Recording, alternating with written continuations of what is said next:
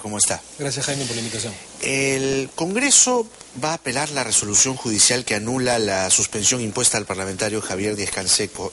Para usted este fallo, el fallo del juez Velázquez, ¿es una intromisión y viola la autonomía del Congreso? No, de ninguna manera, ¿no? Yo he mencionado que este fallo es ajustado a derecho. Vivimos, Jaime, en un Estado constitucional de derecho y no pueden existir zonas grises. Es decir, no puede existir instituciones del Estado que estén exentas o eximidas de control constitucional.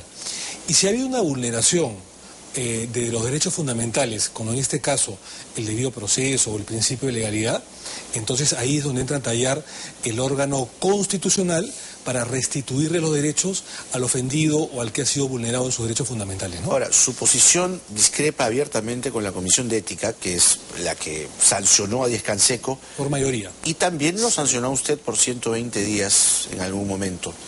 ¿La venganza es un plato que se come frío? No, de ninguna manera. Nosotros hemos opinado de manera jurídica, de manera constitucional.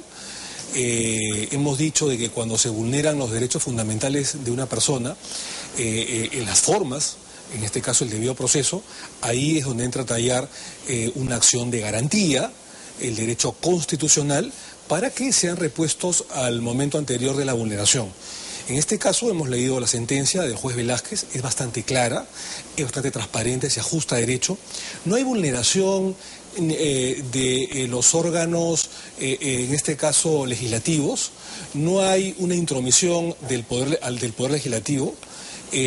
Mucha gente ha dicho, por ejemplo, de que como la Constitución en el artículo 93 se dice que los congresistas no son responsables ante autoridad ni órgano jurisdiccional alguno por las opiniones y votos que emitan en el ejercicio de funciones, entonces habría intromisión. Pero este artículo está dado para cuando un juez penal o un juez, como en este caso constitucional, Jaime, denuncia a un congresista, a un parlamentario, por una decisión o por un voto que ha realizado en el Parlamento. Acá no está denunciándolo, no está pidiendo una sanción para el congresista, simplemente está diciendo al Congreso, si te has equivocado, vía acción constitucional de amparo, restituye los derechos, devuélvele los derechos al ofendido, en este caso ¿Y sería en qué para usted vulneración. se ha equivocado el señor Lai, la Comisión de Ética, con Javier? Lo que pasa, Jaime, es que se ha violentado el debido proceso del señor Díaz-Canseco. Por ejemplo, al señor Díaz-Canseco se le imputaba que habría tratado de favorecer con un proyecto de ley a su ex esposa y a su hija. Sí, claro. Pero cuando se entra al debate parlamentario en el Pleno del Congreso de la República, la Comisión de Ética le agrega otra imputación adicional, es decir, que también habría favorecido a su ex asesor Berkemeyer. Entonces, eso no era parte de la imputación primigenia, no era parte de la acusación por parte de la Comisión de Ética. Pero en el camino una acusación puede ir teniendo otros elementos, ¿no? Según el procedimiento penal, el procedimiento constitucional o disciplinario en este caso, no se puede agregar, en este caso, no se puede agregar una imputación porque usted lo deja en todo caso en estado de indefensión al acusado para que éste se pueda defender con todos los medios de defensa que la Constitución y el ordenamiento jurídico le provee. Por lo tanto, se violentó el debido proceso, se lo dejó al señor Díaz-Canseco en estado de indefensión y se entró a un debate en el que no se lo había acusado primigeniamente en la Comisión de Constitución y la cual Díaz-Canseco no estaba preparado para sustentar en ese momento con documentación y con pruebas pertinentes. Eso en primer lugar. Y en segundo lugar, se viola el principio de legalidad, ¿no es cierto? No puede haber pena, sanción sin ley previa. La comisión, el Código de Ética es bastante claro al respecto, Jaime. Dice que cuando un congresista aparentemente podría tener un conflicto de intereses, tiene, según el artículo 4, inciso C, que comunicarlo al Congreso de la República o en los debates en la comisión ordinaria, después de presentar el proyecto de ley o en la votación. El señor Díaz-Canseco había presentado un proyecto de ley a mesa de partes, pasó a la comisión, pero no se había entrado en debate. O sea, el estadio procesal o constitucional, para él decir, pues se podría favorecer a determinada persona, era el debate después de la presentación del documento. Pero el señor Díaz-Canseco no lo había sustentado. Ahora, ¿por qué nadie dijo nada en su momento y esperaron a que saliera esta resolución del juez Velázquez? No lo entiendo. ¿Por qué recién ahora se abre la discusión? ¿Por qué en su momento, cuando la Comisión de Ética falla y suspende a Díaz Canseco, no se dijo nada?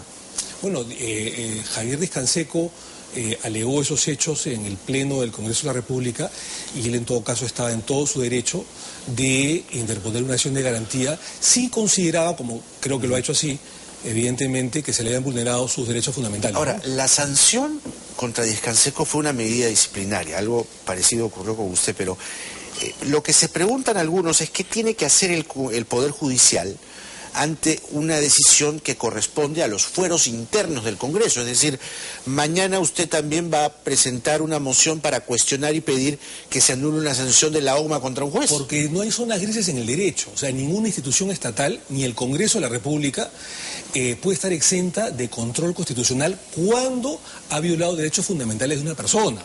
Es decir, si un congresista, ¿no es cierto?, cree de que ha sido sancionado injustamente, pero sobre todo se le ha violado sus garantías fundamentales, está en todo su derecho de acudir, como cualquier ciudadano de la República, a un órgano constitucional, a través de una acción de garantía, ya sea una habeas corpus, una acción de amparo. Pero le planteo el ejemplo al revés.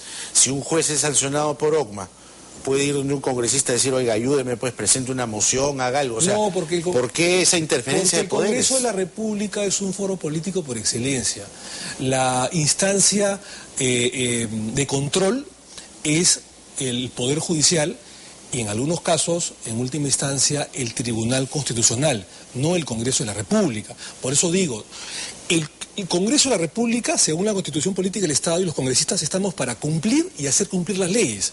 O sea, el Congreso no puede ser una isla apartada del derecho constitucional. Por eso te decía, Jaime, que nosotros vivimos, a Dios gracias, en un Estado constitucional de derecho. Y en base a ese Estado constitucional de derecho, todas las instituciones del Estado están en la obligación de someterse a los órganos de control constitucional, así sea el Congreso. Te pongo un ejemplo. Si el Poder Ejecutivo, a través de sus ministerios, sus directores, hace un acto de abuso de autoridad, ¿no es cierto?, o sanciona a una persona injustamente, es obvio que ese ciudadano está en todo su derecho de acudir al órgano constitucional para que se le restituyan sus derechos vulnerados. Y nadie dice absolutamente nada. Pero si el Congreso de la República vulnera un derecho fundamental de una persona, ¿qué cosa quiere decir? ¿Que la persona no puede acudir a un órgano constitucional porque lo hace el Congreso? No, también está en su derecho de acudir al órgano constitucional. Pero te voy a poner un ejemplo más. Yo le quiero poner solo un ejemplo más. Sí. El caso del general Jordán, por ejemplo. Fue al Poder Judicial, el Poder Judicial falló a favor de él y el Ejecutivo no cumple lo que el Poder Judicial ha ordenado, ¿no lo repone a la policía? Bueno, en todo caso, ese es un ejemplo que yo no lo conozco, habría que analizar.